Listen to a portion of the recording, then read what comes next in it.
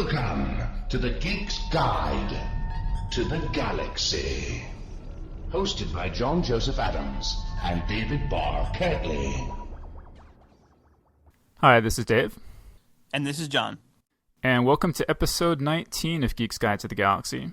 Today we'll be interviewing Robin Wasserman, author of the young adult science fiction novel Skinned, about a popular high school girl who dies in a car accident and has her mind transferred to a strange robot body. You know, Robin appeared last month at the New York Review of Science Fiction reading series, and so, we saw her there and saw her read sort of the opening of her novel, and it sounded very interesting, and so we thought we should have her on the show. And we were saying, we should let people know if you live in New York or if you ever make it into New York, there are some really good public events that people should try to make it out to, one of which is the New York Review of Science Fiction reading series that we just mentioned that's monthly, curated by Jim Freund, and we'll have links on the show notes to the schedules and things, so you can look up who the upcoming authors are. And then the other big one is the Fantastic Fiction reading series at the KGB Bar in the East Village, which is curated by Ellen Datlow and Matt Kressel. That's also monthly. And actually, there's a listserv called Gotham Lit that people can just post upcoming events to. So that's a really good way to find out about stuff that's going on in New York too. And they're just on Twitter as of today.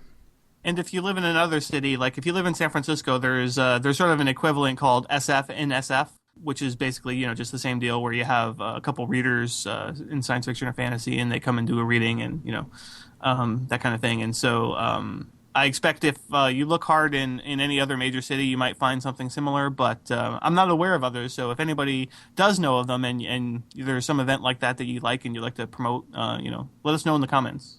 And if you ever come out to anything in New York, you might see John and I there. I don't know whether that's an incentive or or not, but, Just think how exciting that would be to meet the host of Geek's Guide to the Galaxy.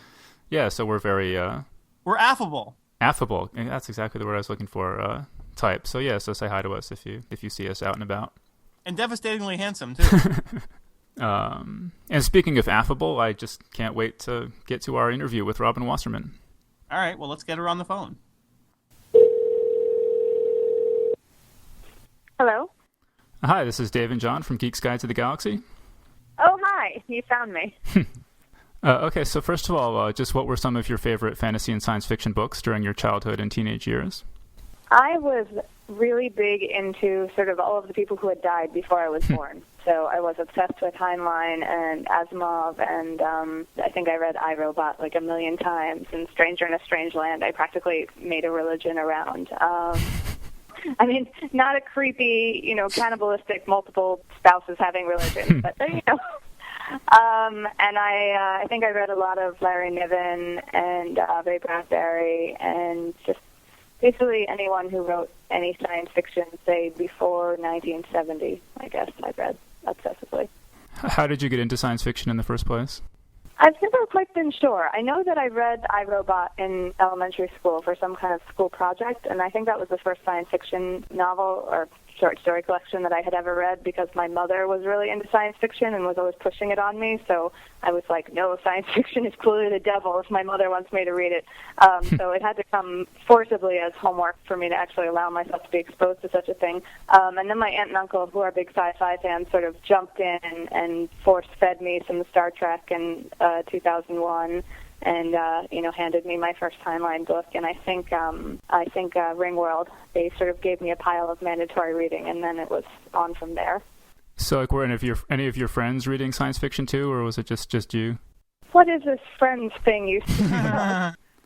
No, in the periods of junior high where I actually had friends, none of them were reading science fiction. There was this one girl in my class who also watched Star Trek, and we both sort of kept it top secret. But somehow we found out that we were both watching it, so we would occasionally go on to these like psychotic geek rambling conversations about how you could tell if it was going to be a good Next Generation episode based on which characters it focused on, and we came up with all these theories, and that would be like 2 hours once a month, and then I would never speak of it again to anyone for another couple months. So your novel Skinned is about a popular high school girl who dies and wakes up in a robot body. Is this at all autobiographical? No, it is, I would say, almost completely not autobiographical. Although I did actually, when I was in junior high, I had scoliosis, and I had to wear a brace for a couple of years. So this idea of sort of walking around feeling very stiff and thinking everyone is looking at you like you're Frankenstein, that emotion actually does come from my own life, but not the robot part. So do you think it's actually possible to transfer a person's consciousness into a mechanical medium? I don't know.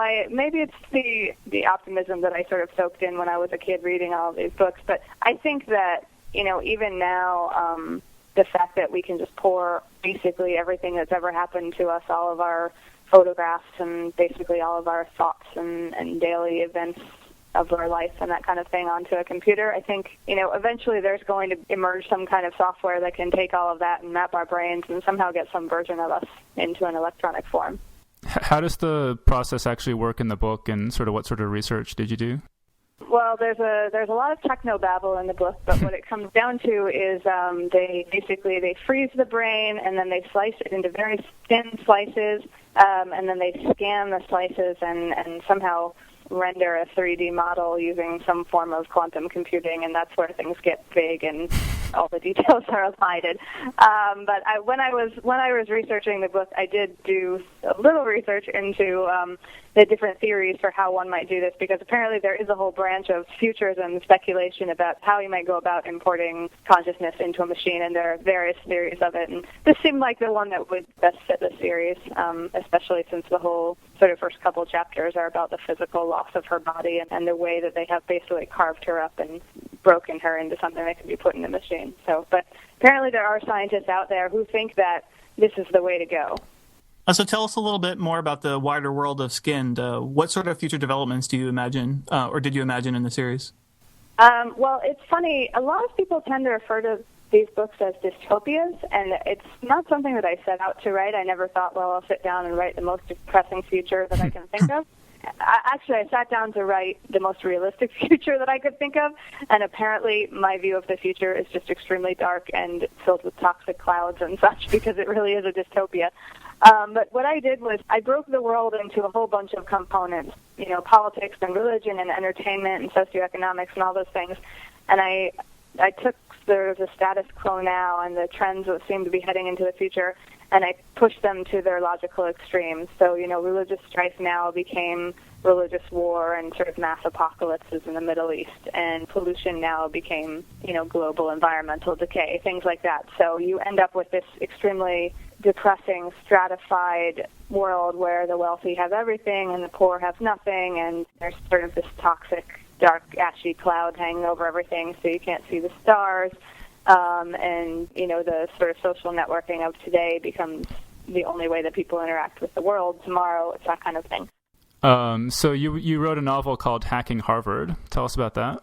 Well, Hacking Harvard, unlike Skinned, is autobiographical. It's probably the most autobiographical thing I have ever written or will write. It's sort of a Geek, My Fair Lady, basically. It's about these three super smart, super nerdy sort of hacker kids who decide that for their grand hack, they're going to try to hack the admission system of Harvard.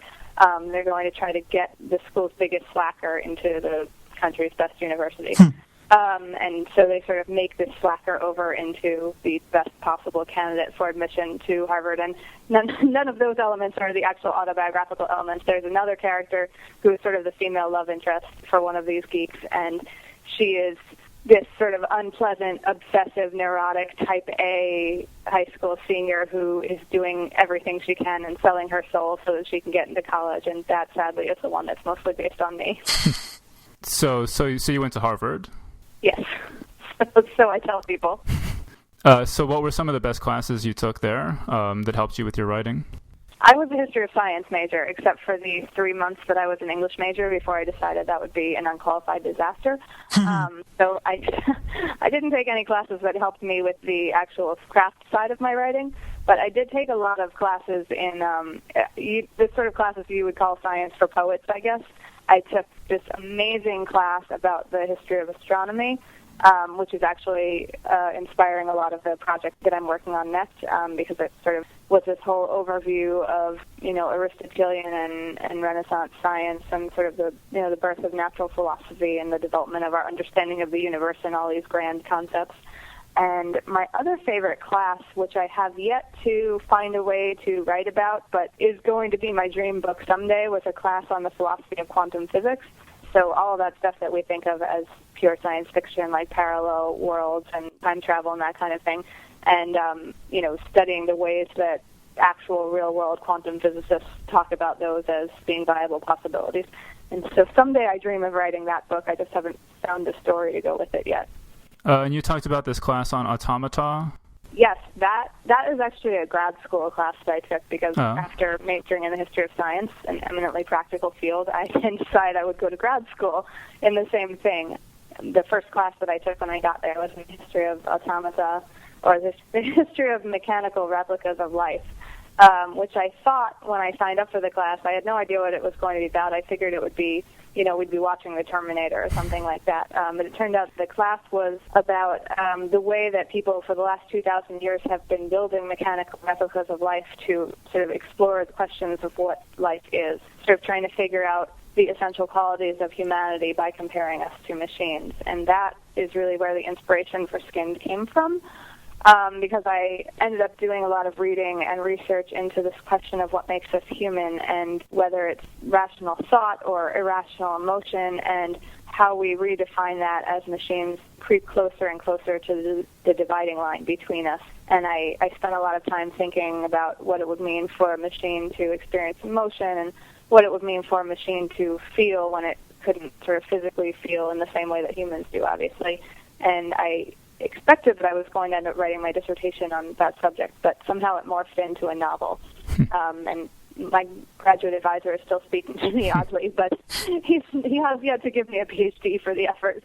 So what are some of the more interesting automata that people have built throughout history?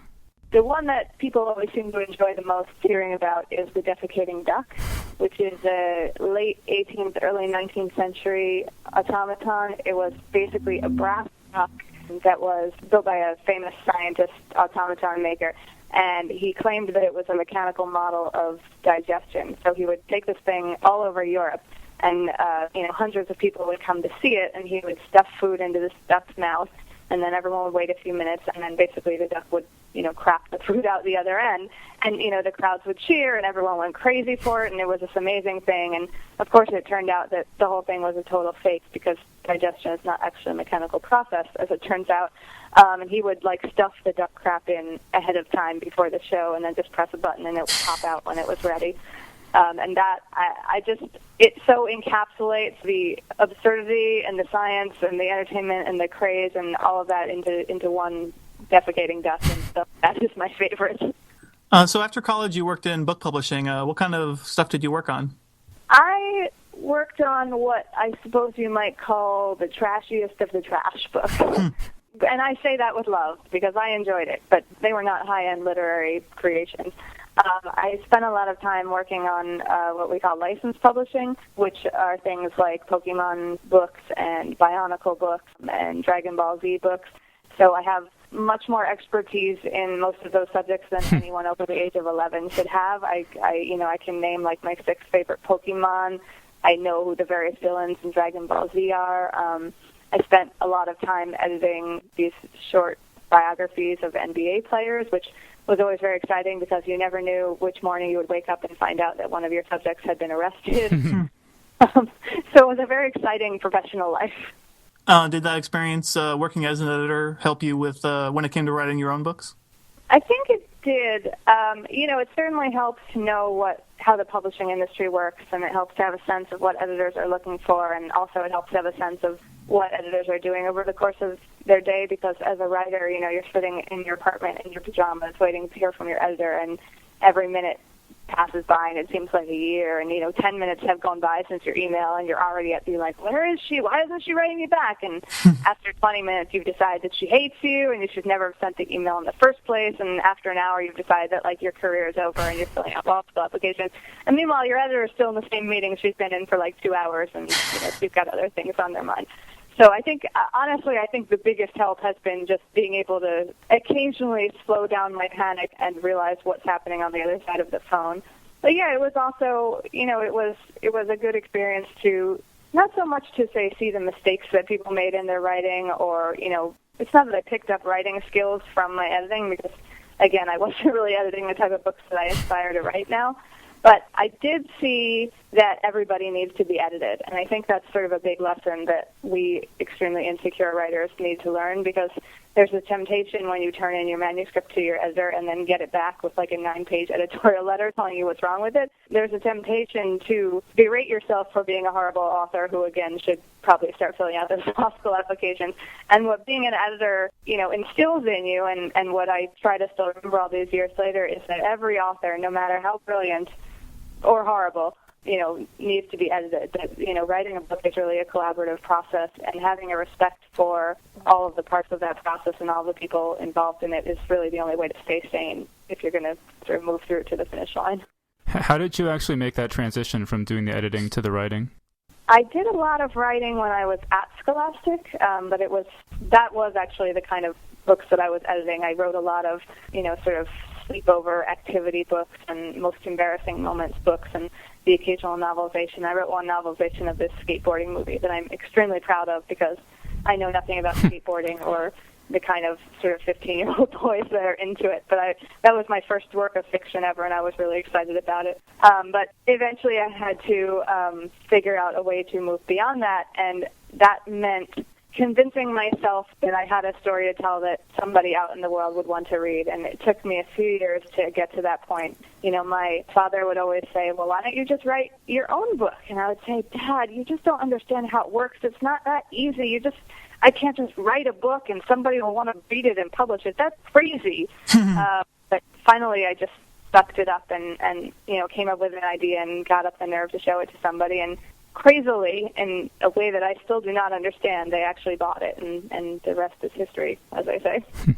You followed up Skinned with 2 sequels, Crashed and Wired. Did the series progress pretty much according to plan, or were there any big surprises that came up while you were writing it? The first and second book went totally according to plan, I would say, although I hadn't really... It's not that it was a surprise, but it sort of crept up on me how much the nature of the story changed, because the first book is about... It's sort of the fall of the popular girl is the trope, basically. This girl who has everything, suddenly she finds herself with a completely different life and a completely different body, and she has to sort of carve out a new world for herself. So it's a very personal story. And as this trilogy progresses, the scope of the story widens, and the second book is much more about sort of all of the mechs. That's what I call these mechanical teenagers, basically. It's about sort of the divide between all of the mechs and the humans, and it becomes a story of one group against the other, and the sort of the religious right moving in, and it's much more of an adventure story and a darkness versus light, and less of a personal exploration of her identity and that kind of thing. And it's not that I didn't know where the story was going, but I hadn't really stepped back and realized that the type of story I was writing was changing so drastically. And it wasn't until I would say that I was in the middle of writing the second book that I really understood how the third book was going to work and how the thing was going to wrap up. I had planned it out sort of as an emotional arc. I knew where I needed the character to end up, and I knew who the winners were going to be and who the losers were going to be, but I didn't exactly know how that was going to work within the concrete details. And then, one day I just had sort of the epiphany, and I realized where the whole series had been leading without me even realizing it. And it was what I would like to think, at least, was sort of the perfect twist to wrap up the trilogy and everyone landing exactly where I needed them to be. Okay, so right now there seems to be a lack of YA fiction, particularly for girls, that focus on science in the future. What do you think about that? I don't know. I don't know that I would say that there's a lack of it. I mean, there's certainly not as much futuristic YA fiction as there is, vampire YA fiction. I mean, the number 1 and 2 books on the New York Times bestseller list for months now have been about a girl in the future. The Hunger Games trilogy and Scott Westerfeld's Uglies trilogy is still selling strong. And I haven't actually read this book, Incarceron, which I gather is pretty popular, but I think there's a female main character in that too. I actually think, given the sort of explosion of dystopian fiction that has followed in the footsteps of Hunger Games, I actually think we're about to see a huge number of books about girls in dark, scary futures fighting the forces of evil. I think that's going to be the new vampire. I mean, you talked about reading Heinlein and Asimov growing up, who kind of depicted futures that look, and Star Trek too, I guess, who depicted futures that look appealing and they make people kind of work to create that kind of future. What do you think about the fact that so many of the futures that teenagers are reading about now are so dark? You know, that I do find kind of depressing, and obviously I've contributed to it myself, and like I say, it wasn't a conscious decision. It was me saying, I wonder how the future is going to turn out, as opposed to me dreaming, I wonder what the most amazing future I could think of would be. Let me write that. And maybe that says something about the pessimism of our age or something grand like that. I don't know, but I do think that, speaking as somebody who read an immense number of books in which the future seemed like this wonderful, promising, utopian place to be, and reading books like that gave me this deep and abiding trust in science, maybe too much trust in sort of science and technology and their capacity to rescue us as a society. And I think it's sort of a shame that teenagers aren't getting as much of that now, that they're getting generally these dark, depressing, oppressive views of the future. I mean, I'm still sort of looking out the window wondering why I don't have my flying cars or my hoverboards, and I feel like 50 years from now, teenagers are going to be looking out the window thinking like, wow, it is so awesome how they didn't blow up Canada the way I thought they were going to. Look at that, there's still sun. And I guess the way to remedy that is to write some books that are hopeful about technology and the possibilities of the future. But it's a lot harder to do that. I think it's much as it's often easier to write a villain than it is to write a compelling, good-hearted character. It's certainly easier to write a sort of dark, depressing backdrop to your story, a dystopia to fight against, than it is to create a story set in, this pleasant utopia kind of place where you're not puncturing the illusion of utopia, but it actually is a great place. It just doesn't, it somehow doesn't seem to gel quite as well with the cynical, edgier, young adult ethos, I guess you would say. Maybe it's just because my memories of being a teenager seemed very depressed and oppressive and dystopian, so those kinds of settings seem to meld much better with the kind of teen stories I'm writing. Have you gotten any interesting feedback from your readers? Yeah, occasionally. I get a lot of emails that are just like, oh, your series is great, I love it. And obviously I love getting emails like that. They make my day. But, sometimes I get sort of more detailed emails that talk about the ways in which they identified with one of the characters in the book, or the emotions seemed somehow resonant with them. Interestingly, I get a lot of feedback from teenagers about how they love the books, but they find the main character really unlikable or bitchy or repellent, or insert your pejorative adjective of choice. And I've heard it about this main character. I guess I find it pretty entertaining because the main character is really selfish and self-indulgent and bitchy and all those things. And in one sense, it's kind of intentional because, as I say, the trope of the first book is the fall of the favorite, basically. So she has to start out from this place of being somewhat unlikable and full of herself because, she's pride heading for the fall. On the other hand, she's like a teenager. I mean, she's much like none of us were these, super good-hearted, altruistic, far-sighted people when we were teenagers, and we're not now either. Neither is the main character, and I am often entertained and occasionally distressed that she gets so much flack for being the way she is, especially because one of the male romantic leads, who really is a horrible person and is an absolute asshole, and in many areas of the book seems to have no redeeming qualities whatsoever, people often seem to think he's great. So there seems to be a lot more latitude for the, super hot romantic bad boy than there is for the female protagonist who's tough and wounded and trying hard, but occasionally can't measure up to the sort of acts like a saint at all possible times model. So you have this series, Seven Sins, and I read where you said that one of the characters is heavily based on you, and your editor kept telling you to cut out material about that character because nobody cares about that character. Well, it sounds harsh when you say that, but yes. Could you talk about that series maybe a little bit? Yes, the Seven Deadly Sins is a soapy, melodramatic story of 7 teenagers living in a really small town. It's completely unlike anything I ever experienced when I was in high school because, these teenagers are going out sort of carousing and breaking hearts right and left every night. And I spent most nights, watching movies in my friend's basement or like hanging out in Barnes & Noble like the wild suburban teenagers that we were. But it's, it's a little wish fulfillment and a little college melodrama sent back into high school, and it was a lot of fun to write. It was they were the first novels that I ever wrote, so looking back at them is sort of like looking back at a record of myself becoming a writer. And for the record, I have to say, there is one character there that is, many of the characters are sort of based on my worst traits, but there is one character there who is based largely on me.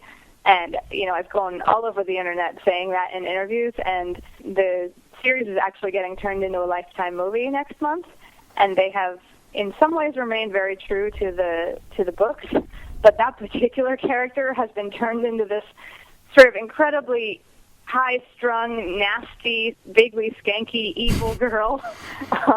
So I just want to put it on the record that the movie version of that character is not based on me in any way whatsoever. So, I've been looking at your website and Twitter feed, and they're pretty funny. Is there generally a lot of humor in your fiction as well, or does it tend to be all more serious stuff? I wish that I could say that all of my fiction was hilariously funny because, well, first of all, that would be awesome. But second of all, it's always better, I think, when you're doing any kind of public reading to have a passage that is going to make everyone laugh hysterically with you as opposed to at you. Hacking Harvard actually is, at least I intend it to be funny. I don't know if I've actually succeeded, but, it's a lot of guy banter and a lot of like, is Battlestar better than Star Trek or vice versa? And I got to throw in, a bunch of sort of hijinks from my college years. So that one is, I think, reliably entertaining. Skinned, unfortunately, or, fortunately, if you have no sense of humor, is a lot more serious and a lot darker, and there was less opportunity to be, playful with the hijinks of the characters. So there's not a lot of like, oh look, I accidentally pulled off my robot arm. That doesn't come up very often. But I guess there's the occasional banter between characters. But and actually my next book is pretty dark too. I'm really hoping to go back and write something that's a little lighter and has a little more space to play around. Because I do like to think that I'm occasionally a little funny, but it's not showing up in these books. Which is not to say these books are humorless and depressing and horrible. They're exciting and adventurous and thrilling and romantic and all of those things. They're just not funny. So what are you working on now, and what should people keep an eye out for in the future? I'm about to start a new book, which I can actually just now officially talk about. It's called The Book of Blood and Shadow, and I'm very excited about it. It's sort of a departure for me. It's a murder mystery crypto thriller, I guess I like to call it. It's about secret societies and ancient devices and Renaissance manuscripts, and sort of takes the characters on sort of a scavenger hunt across the globe, and lets me do a lot of fun stuff with faith and science and God and all the things that I'm really excited about and have already done a lot of research about in my former academic life, so I've got a good start on that front. So that's what I'm diving into right now, and it's definitely a big change from building a future world to sort of going back and trying to reconstruct the past. All right, well, Robin Wasserman, thanks for joining us on Geek's Guide to the Galaxy. Well, thanks so much for having me. This was fun. And that was our interview. So thanks so much to Robin Wasserman for joining us on the show. So actually, when I heard about Robin's book, I was really, one of the reasons I was interested in it was because it's sort of young adult science fiction, and it has sort of seemed to me that in my lifetime that the field has not done as good a job as we could be doing of sort of doing outreach and getting new readers, particularly young readers, interested in science fiction. Science fiction in particular as opposed to fantasy and horror. And so it was kind of fun for me to see that there is this new YA science fiction book. Although, it sounds like I'm not keeping up on YA as much as I might be, because Robin was saying that there's this whole boom. It's kind of funny, I haven't even gotten around to reading the Hunger Games. I think of that as a new book, and there's already a post-Hunger Games boom of stuff just like it. So that's good to hear. So yeah, I mean, I just hope that there is a lot more YA science fiction than there has been, for the past 10 or 20 years. Right. Yeah. No, there has been a lot more recently, and it has been encouraging. It makes it a little harder to keep up with what all the good new science fiction is, because a lot of the good new science fiction is actually being published as YA now, and most of this stuff is like, I mean, any adult SF reader is just as likely to enjoy that stuff as teenagers are. And I mean, because they're all really well written and sophisticated. Well, I mean, they're not all well written, obviously, but I mean, they tend to be pretty sophisticated. And so it's like they're sophisticated enough for an adult audience, definitely. And I mean, like examples such as Robin and like Scott Westerfeld is the other sort of primary example. He's got this series. Yeah, it's a series now called, the Ugly series. And, it was originally a trilogy, and then he made 4 books. So, it's like set in this dystopian future where, where people are sort of required to undergo this process which makes them beautiful, like at a certain age. And so before you have this done, you're called an ugly, and then after that, you're called a pretty. And it's sort of about this teenager who is sort of dreading the thought of becoming a pretty, and then, all this stuff is revealed about it. And it's really cool.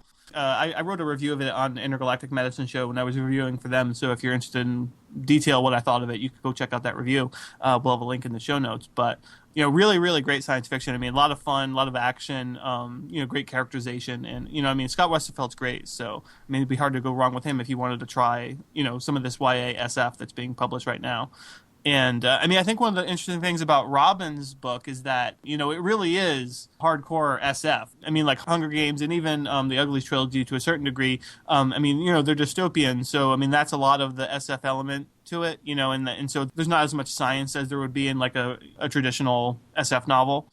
I'm glad to get dystopian stuff, post-apocalyptic stuff, that kind of science fiction in YA as well, because, that can lead those readers to, the other stuff and get more people interested in science fiction as well. But there still is a bit of a lack in, sort of the really sort of techie and or science-heavy science fiction being published for the YA audience. But, it's definitely getting better in recent years, and there's a lot more stuff available like Skinned. But, sort of every, like, week after week, we interview authors, and I'm always curious to hear what kind of books got them interested in science fiction, and we just hear over and over again Asimov and Heinlein, and Robin was talking about how growing up everything she read was from before she was born, and I was kind of the same way. And I do hope that with this boom of YA stuff, that more people in the future will be reading stuff that's more current as teenagers. You and I both sort of grew up with the Robert Asper and Myth series. There was a lot of stuff like that for fantasy in YA at the time, and I mean, I think that's still true to a large degree. I mean, there's a lot of other fantasy out there for YA readers. I mean, we interviewed Holly Black. I mean, she's one of the leading writers in that aspect of YA.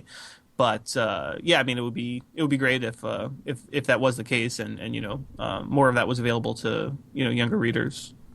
Okay, but so our main topic for today is going to be mind transfer and mind uploading, and basically any way that your mind ends up somewhere besides your own body. It's such a great concept, and I can still remember the first story along those lines that I read. We read it in school.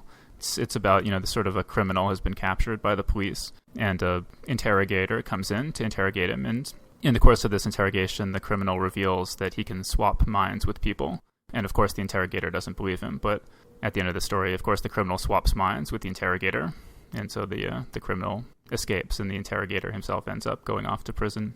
Mm-hmm.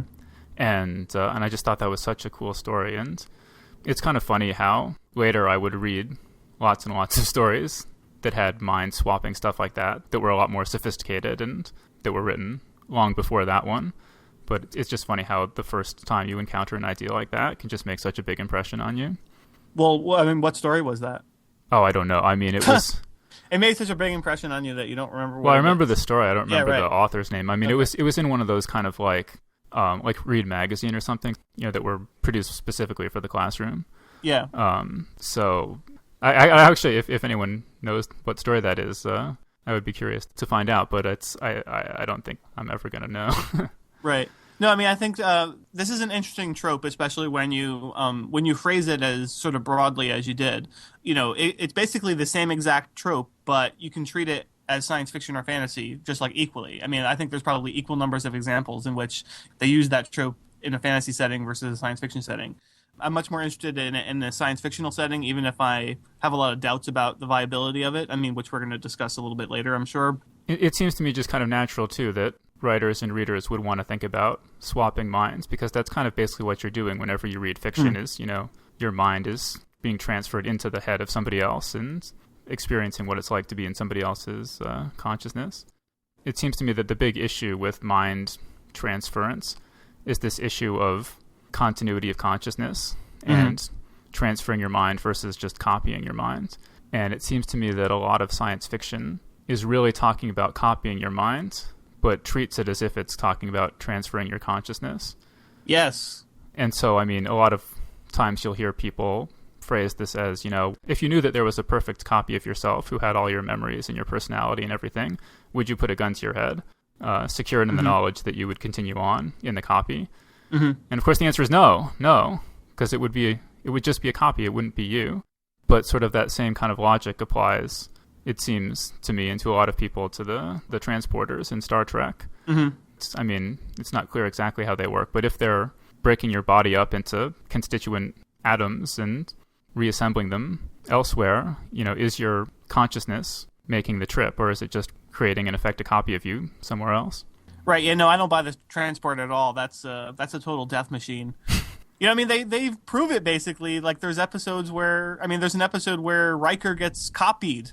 There's like a duplicate of him left on the surface, and a different version of Riker makes it onto the ship, and so like basically a clone of himself is made at that point. And so he's able to, when they meet up, he's able to see, how his life could have turned out differently, like if he never made it off the planet. Because there was like a transporter accident or whatever, But, that right there sort of proves that it's like, okay, yeah, I would never get into a transporter. That's crazy. One of the best-known examples of an author dealing explicitly with this idea is James Patrick Kelly in his story, Think Like a Dinosaur, which is a great, great story. And it's a similar thing where people are transported across the galaxy by alien technology, and, it leaves behind a copy. And so the main character is kind of the guy who has to dispose of the copy, and it's about sort of what happens in his life when the thing goes really wrong and makes really obvious to him some of the problems with this technology. Yeah, no, that's a great example of it.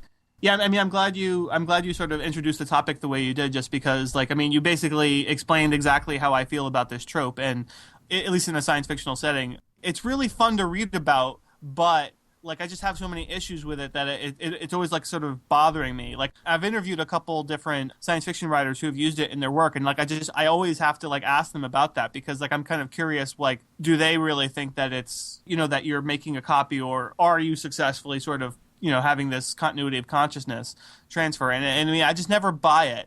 It seems like there's been a lot of recent examples too, Richard Morgan, who wrote Altered Carbon and Broken Angels and the rest of the Takashi Kovacs series. The main sort of science fictional element in that, it's sort of this dystopian future again, but at least in Altered Carbon, it's kind of a Blade Runner-esque future. But the sort of main technological advancement is that everybody has what they call a cortical stack implanted in their sort of attached to their spinal cord, near their brain, and so that makes a copy of everything that is in your brain. And so if you get killed, they can retrieve your memories and whatnot from the cortical stack and just put you in a new body, which they call resleeving. So it's a very cool device to have a really interesting story, because you can have your hero can get killed, because then he's not going to really die. He's going to come back and he's going to decant and end up in a new body. It kind of makes the idea of a video game seem. You can actually play a video game and have it be closer to reality, because in a video game, one of these games where you have multiple lives, you fall off a cliff and you die and then you come back, that suddenly makes it it's kind of like sleeving. That's kind of cool. It makes it less of an artificial construct of a video game. Because I have so many issues with it, I've never really enjoyed the trope as much as I think I would otherwise. Even in Richard Morgan's books, there's a point where there's a copy made of a character. So one of the characters, he has his cortical stack, but then there's a copy of him made and put into another body. So there's two of the same exact person. So for instance, if, you were to ask him, well, we made this copy and put it in this other body. Is that you? Would he be cool with that? I mean, I don't know. I guess in the context of the milieu, they seem to be, but this doesn't seem like the same person at all to me. I mean, the moment you both exist at the same time, it's no longer even possibly you. Well, like, John and I went to this event in New York where it was kind of a Star Trek captain face-off panel discussion, and they showed a clip. I've never actually seen this entire episode, but it was an episode of Star Trek Voyager where there was a transporter malfunction when they were trying to beam Tuvok and Neelix somewhere, and this resulted in kind of their molecules getting scrambled, and a new being called Tuvix, who was kind of a combination of the two of them being created. And so finally they figure out how to fix the problem and, get Neelix and Tuvok back. And this Tuvix person doesn't want to die, and he gives this impassioned plea for his own life, which they ignore. And then, Neelix and Tuvok are back, and everybody's, happy, except, they had to kill Tuvix, but, what you going to do? But then... Gotta break a few eggs. But then it seems to me, in that situation, what's actually happening is that Neelix and Tuvok died in the creation of Tuvix, and now you're killing Tuvix to create new copies of Neelix and Tuvok. Right. So you're actually just killing more people. Exactly. It's not just like, oh, they're back and everything's fine. And the thing is, they could have made copies of Neelix and Tuvok at any time. They got, the Star Trek transporter has a pattern buffer that stores patterns. They could make infinite copies of, everybody who's ever gone through a transporter, it seems like. I mean, they've done that at other times, too. So, we can't try to make sense of the Star Trek transporter. As our friend Ron Moore has said, when they write Star Trek scripts, they sort of write out the story, and then when they get to a technological part, they put brackets and say, insert technobabble here, and they let some science nerd fill in the science and just make it fit with the story. So if you're going to try to rationalize how Star Trek technology works, it's going to be pretty difficult. But I was thinking about the Tuvix example, and it was kind of making me wonder, okay, well, what if they were to have the transporter? What if you were to transport the left half of one guy's brain and swap it with just the left half of the other guy's brain? Well, if you were experiencing the consciousness of one of those guys when that happened, how crazy would that be? I don't know. I think death would be involved in that experiment. You think that would wipe out your whole your whole consciousness? Yeah. What if it was just 10% of your brain got written over by the transporter with somebody else's brain? Yeah, I don't know. That's an interesting question. Because, there's this sort of thought experiment. There's this issue of, can you really transfer your consciousness from your brain into, say, a mechanical medium and actually maintain that continuity of consciousness? And so one example I heard of, how that might be possible is they were saying, well, your brain is made up of all these different cells. So what if you were to have a mechanical version of just one of them? It performed all the same functions as one of them. And say you were to take out one brain cell and replace it with a mechanical brain cell. That wouldn't completely destroy your consciousness, right? And what if you were to take out another brain cell and replace it with another mechanical substitution? And you were to just keep doing that one by one. At the end of that process, would you just have a mechanical brain and your consciousness would have made that transition? Yeah, that's the most fascinating example of this that I've ever heard. And I'm kind of sad that I've never run into a story that uses that. But that seems to me that's the closest we could possibly get to that sort of consciousness transferring going on. Just because I could actually see that working. I mean, I don't know. It would certainly be a scary thing to try. But, that kind of reminds me a little bit. I mentioned this story on the show once before, but a story by Greg Ian called Learning to Be Me, in which, everybody has these basically like a cortical stack like in Altered Carbon, but they have those things implanted at birth, and at some point in their lives, they transfer over to it. And so it's you shut off the brain and you just go with that because it's been making a copy of everything you've done in your life since birth. And the point of the story is that the narrator is just having a lot of fear over making this changeover, and I actually found the story really horrifying to some degree because I was I would totally freak out about doing that. But this idea that you're talking about of replacing the brain cells one by one, that kind of makes me think of that just because seems like there would be kind of a similar changeover happening, except that it would be so gradual that I don't know that you could possibly you wouldn't notice. I mean, but it really does raise a lot of questions of what are we? What is the essence of a person that, I don't know. It's it freaks me out when I think about it. But I'd love to know the answers. I mean, it's it's kind of like one of the things like why we read science fiction, because sort of mimetic fiction doesn't ask these kind of questions. If it does, it never offers up any answers. In science fiction, at least, I think like it asks a lot of questions and it sort of at least provides some hints at answers. Or it sort of puts us on the road to coming up with our own answers. I mean, another thing we had talked about is that the cells of your body are constantly dying and new cells are being created. And after 8 years or something, your body has completely replaced every cell. So that, if you're an adult now, there's not a single cell of your body that's the same that was there, when you were born. And so how is it that you're still the same person if not a single bit of matter is the same as it once was? And are you the same person? I mean, I think that's kind of a... This actually, speaking of things that freak you out, I mean, this used to really bug me when I was a teenager, and I've spent a long time thinking about it, and I've never really come to any satisfactory answer. But, we've been talking about, well, does continuity of consciousness maintain when you go through a transporter or replace parts of your brain and things like that? But I think that raises the question, is there continuity of consciousness anyway? Mm-hmm. Because if you think about it, I mean, for all you know, right, you're a robot, and all of your memories were programmed into you. And when you woke up this morning, that was the first time. They just switched you on this morning, and everything that you remember never actually happened. And so if that happened every day, say, every day a different consciousness woke up in your body with all of your memories, but it was a different person, it was a different actual, sentience every day. And then it makes you think, well, what if moment by moment that's true, that your brain is just throwing up consciousness millisecond by millisecond, and each consciousness lasts for a millisecond and has access to all the memories that are there, but only is sort of, like a flash of existence and then fades away, and it's just this constant like fireworks of different people in effect inhabiting your brain.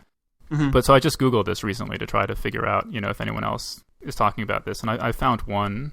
I just did it quickly. Maybe there's more stuff out there, but I just came across kind of this interesting discussion where people had brought this up, and this one person was saying, well, maybe this sense of identity that we have, because there's a big debate in philosophy over whether we have free will or not, or whether that's just an illusion. And I wonder if identity is just an illusion too. And this guy makes the same point. He says maybe identity is just an illusion manufactured by our brains as a sort of survival mechanism, right? Because if I had the intuitive perception that I was not going to be sticking around very long, I wouldn't bother saving money for the future or anything. That my whole survival value is built upon the presumption that I'm going to be here to suffer the consequences of my actions. So I don't know. It's just really weird to think about stuff like that. I mean, you and I are both atheists, and so, we don't have that sort of notion of having a soul. And I mean, I'd actually be kind of curious to talk to a religious person who's also, interested in science and whatnot, and believes, sort of maybe a religious scientist, who understands like sort of how the brain works and whatnot, and find out from them, well, what do you think? I mean, because obviously you believe that we have a soul, and so, if you're going to do some sort of consciousness transfer, how does that, work? But this topic reminds me of, Robert J. Sawyer has a book that actually deals with this topic very specifically called Mind Scan, in which, there's consciousness transfers and like that. But bringing up the mention of souls reminds me of his other book called The Terminal Experiment, in which scientists sort of created an experiment to try to prove that the existence of a soul. It's interesting how, if there is such a thing as a soul, I mean, obviously everything that we're talking about, like, we're not even mentioning that. So, I mean, it must be completely impossible then, if there is such a thing as a soul, to just transfer the consciousness out of a brain, because then you're not addressing the soul factor. No, I was thinking about that this afternoon. Like, if there's a soul, I'm not sure whether it makes it easier or harder. I mean, maybe you could maybe there's a technology that could transfer the soul. I mean, yeah. I mean, the soul is supposedly immaterial. So how would material things interact with it? But yeah, actually, you know what? I mean, maybe because of that, it's like if there was such a thing as a soul, if you sort of successfully transfer the consciousness, then the soul would sort of migrate over, and that would sort of be the magic bullet that you need to make it work, to have that continuity of consciousness, But I was kind of wondering, like, like if the soul is completely immaterial, how is it tethered to your body at all, right? Like, if you just walk across the room, why is your soul not just left behind? Right. I don't know. It's just I don't weird. know. That's a good question. But I mean, just speaking of the soul and heaven, that kind of brings up the issue of heaven. And for people like us who are complete philosophical materialists, it's kind of funny because this whole idea of uploading your mind is kind of like the atheist equivalent, and it's kind of been mocked as being like the rapture of the nerds, this whole, super techno future kind of thing. And so in a lot of movies you'll see, or books, you'll see that whole civilizations have uploaded their minds into some gigantic hive mind kind of thing, and they just seem to be floating around in light, all blissed out and stuff. And I don't know, that's never really appealed to me. I mean, kind of like heaven has never really appealed to me. I mean, if I could just hang out I'm perfectly content hanging out on Earth if I could just have good health and enough to eat and stuff like that. I'd rather do that than just float around in light all the time. It sounds kind of boring.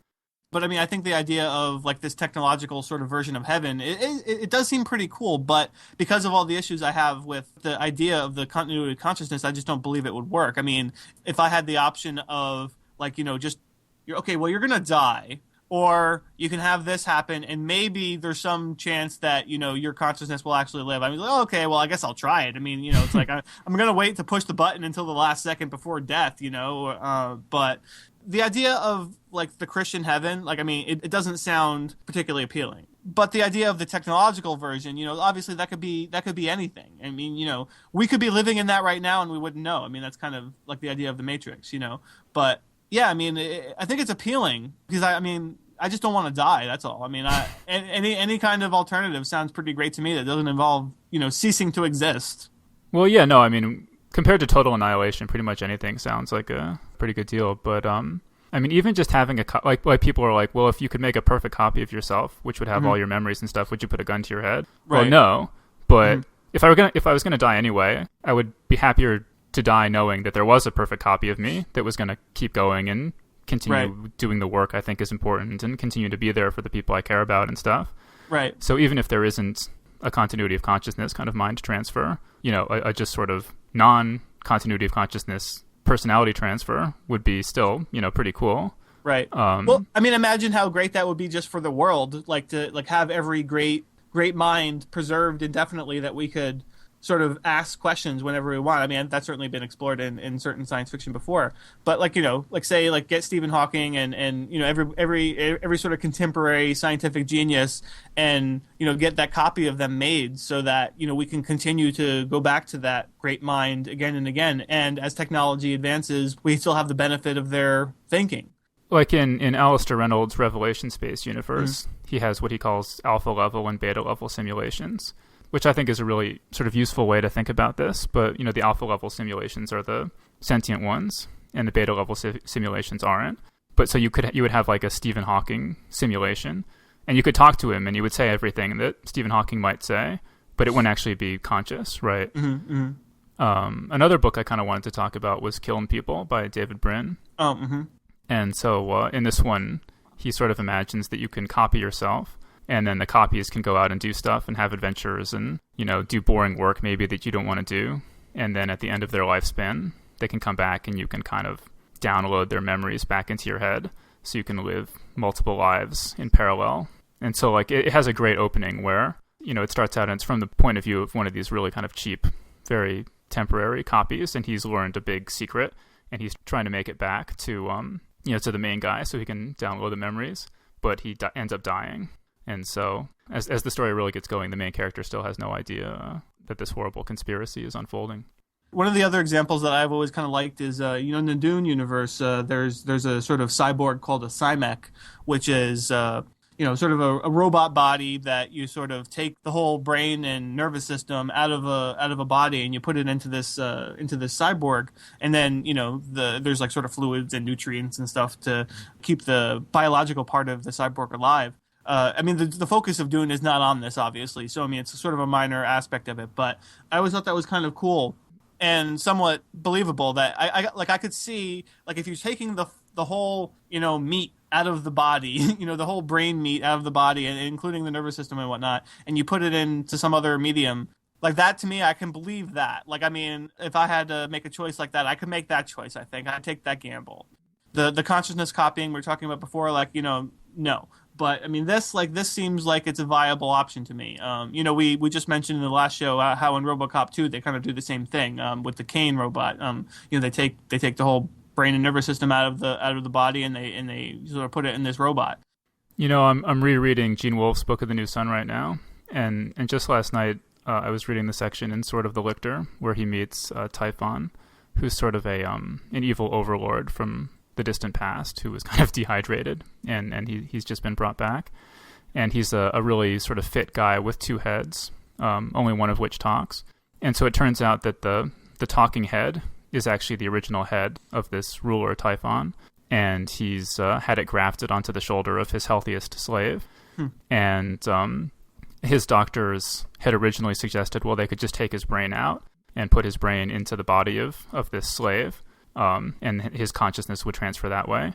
And Typhon says that he was afraid if he did that people wouldn't follow his orders anymore because they were used to his face, used to obeying his face. And so he wanted to preserve his face, even if it wasn't necessary for the transfer. And so the plan was to put his head on this body and then sort of switch all the do surgery to switch all the nerve endings around. So, he goes from being kind of the passenger head to the driver head. And then eventually they were going to take the other head off, but circumstances intervened. So he was left kind of midway through the process with two heads.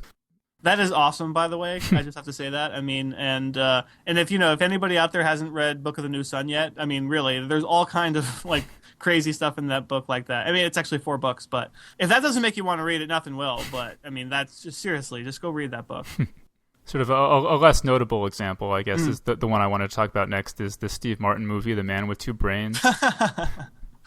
Did you ever see this? No. But yeah, that's definitely a little not quite as literary and highly respected as Book of the New Sun. But I saw this when I was a kid, so I only have really vague memories of it. But as I remember it, at some point, Steve Martin's brain ends up in a vat in some mad scientist's laboratory or something, and he's able to communicate with this other brain on the table, who's it's a woman's brain, and they kind of fall in love with each other. And so finally, he gets back into a body, and so he wants to rescue her. But of course, he needs a body to put this brain into that he's fallen in love with. And in the story, there's this really attractive, really nasty woman, and he figures she's a good candidate, for a little brain replacement. And so he goes through all these, all this trouble to acquire this really attractive body for this brain that he's fallen in love with. And then at the end, he sort of comes home, and she's there, and she's gains a lot of weight, and she says, "Oh, did I not mention I'm a compulsive overeater?" And, he doesn't care because, he's in love with her. He loves her for her mind, and that's sort of the happy ending of the story. Right. That reminds me of other movie treatments that have employed this trope in the sort of fantastic setting. But, there's Freaky Friday, which is, the more recent example where, the sort of it's like a mom trades places with a teenager, right? Yeah. But when Dave and I first discussed that we were bringing up this episode, I was like, oh, we have to mention Vice Versa, the classic 80s movie starring Judge Reinhold and Fred Savage. Like, I mean, I must have seen this movie like 100 times, like on HBO when I was a kid, as I saw every movie on HBO, 100 times. But, it's like in that movie, the father and son end up changing bodies. They switch bodies because of some artifact, some ancient artifact. And, there's nefarious villains who are trying to get the artifact back for their own nefarious purposes throughout the whole movie. But then in the meantime, there's comedy, the son acting like a grown-up and like the son body acting like a grown-up and, vice versa, as the movie implies. I don't know. I mean, I'm pretty sure it's a terrible movie, but, I sure liked it when I was a kid. It's just one of those heartwarming stories where everyone, in the end, ends up back where they were and learns a valuable lesson, which is that being an adult sucks just as much as being a kid. Yes, exactly. So I just wanted to end on this story. When Robin was talking about writing her book, Hacking Harvard, it reminded me of something that happened when I was in high school that I'd just completely forgotten about. But there was this one time when I was sitting in the computer lab, and the kid sitting next to me who was in computer class with me said, like, "Hey, look at this! I've broken into the school system." And I look at his computer, and he's just like looking through everybody's grades, and he's like, "Yeah, I could change anyone's grades here, And that's how I got into college. True story. No, he didn't actually. That's not actually how I got into college. But so he was showing me his, that he had broken into the school system, and it's really easy if any kids out there want to try it. I firmly order you not to. But all you have to do is install a program on the computer that records all the keystrokes, and then as soon as some teacher uses their login, then you have their login and password, and you can just get into anything. It's called a keylogger if you want to Google it. And so we had just he had just broken into Anywhere, and he's kind of showing us, and we're kind of just exploring different files and stuff. And so he had also broken into the kind of we're all in this computer class together, and he had kind of broken into the administrator account of the teacher, and we're just kind of poking around in there, seeing what we can do. And this teacher, I mean, he was actually one of the better teachers I had. He's actually pretty cool, but he had this quirk where if you said sucks, he would just completely lose his temper. If you're like, that sucks, you're just like, don't say that. And so we're just poking around in this directory, and I'm kind of like, the directories in DOS, they can only be 8 letters long. So I'm like, what can you write that's 8 letters long? And I'm like, how about Mr. G sucks? And we're all like, ha ha ha ha ha ha. And then, and we had made all sorts of directories like that and stuff. And then I was like, all right, let's get rid of this stuff. And so I say, remove directory, and it's like access denied. And we're like, oh my God, and we could not figure out how to how to get rid of all this like vandalism kind of stuff we had done. Well, I guess he wasn't that great a teacher, huh? And so then, so we go into class, and he knew it had to be someone from that class because of how the permissions and stuff were set up. And so he's like, all right, so, who did it? And we're all just like silent, And he's like, I'm just going to sit here until someone confesses. I don't care. We'll sit here all week doing nothing. And we're all just sitting there, And so for like 3 days, we would just come to class every day and just like sit there all class long. And he would be, like, so, Chris, have anything you want to tell me? And Chris would be like, I don't know what's going on. I couldn't break in anywhere. I'm failing this class, And he's like, And he's like, Dave, Mm-hmm. And I'm like, I'm like, why? Wait, what happened? Somebody like left a directory that says like Mr. G sucks. Why would I even want to do that? That's so immature. And so he was like, this went on for days, and finally he just gave up. He's like, all right, well, we have to move on with the class, but I'm not happy. And so we got away with that one in the end. And no, you just fessed up to it. I hope the statute of limitations on computer tomfoolery has expired. Yeah, I hope so. But I just want to say, like, Mr. G, if you're listening, you don't suck at all. We were just kidding, Except, I guess, when it comes to interrogations. I guess you do kind of suck at that. But aside from that, you were a very cool teacher, and I'm really sorry that I did that. And that was our show. Thanks, everyone, for joining us. If you'd like to share your thoughts about any of the topics we discussed today, we'd love to hear from you. Just go to tor.com and click on podcasts, and then Geek's Guide to the Galaxy episode 19, and post a comment there. And be sure to join us next week when we'll interview Eli Kintish, author of the nonfiction book Hack the Planet, about some of the highly ambitious and extremely risky geoengineering schemes that are being proposed to address climate change. See you then. The Geek's Guide to the Galaxy is a production of Tor.com.